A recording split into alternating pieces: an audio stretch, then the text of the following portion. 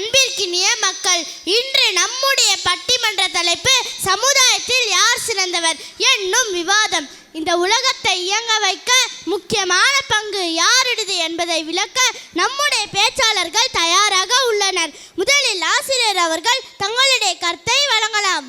நன்றி நடுவர் அவர்களே.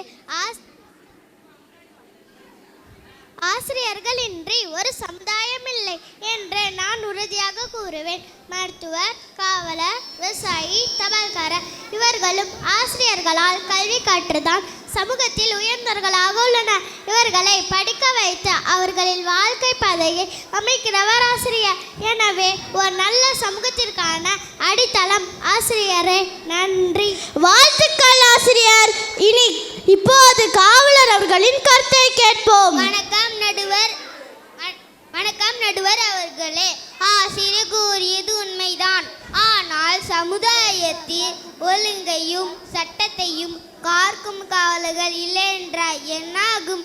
மனிதர்களுக்கு கல்வி மட்டும் போகாது, பாதுகாப்பும் தேவை.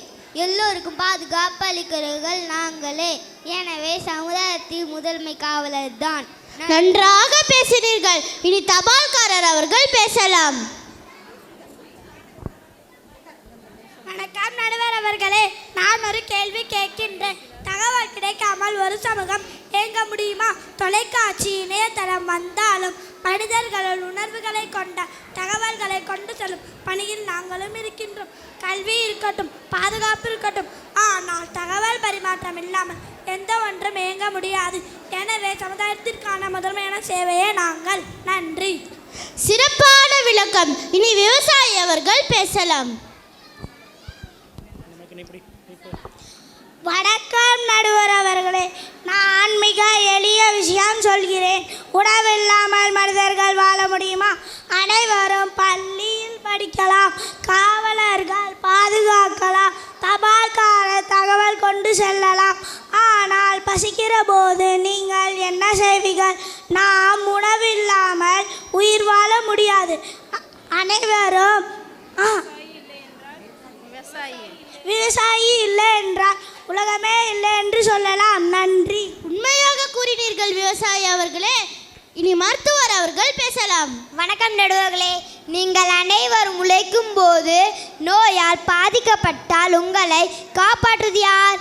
கொரோனா, டெங்கு, பலவித நோய்கள் வந்தபோது மருத்துவர்களாம் உயிரை பணயமாக வைத்து பணியாற்றியதை மறக்க முடியுமா?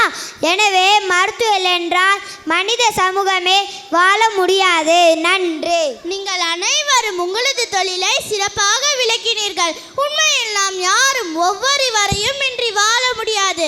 எனவே இந்த சமூகத்தில் எல்லோருமே முக்கியமானவர்கள். அனைவரும் சமுதாய வளர்ச்சிக்காக ஒன்றாக இருக்க வேண்டும் என்பதே இந்த பட்டிமன்ற முடிவு.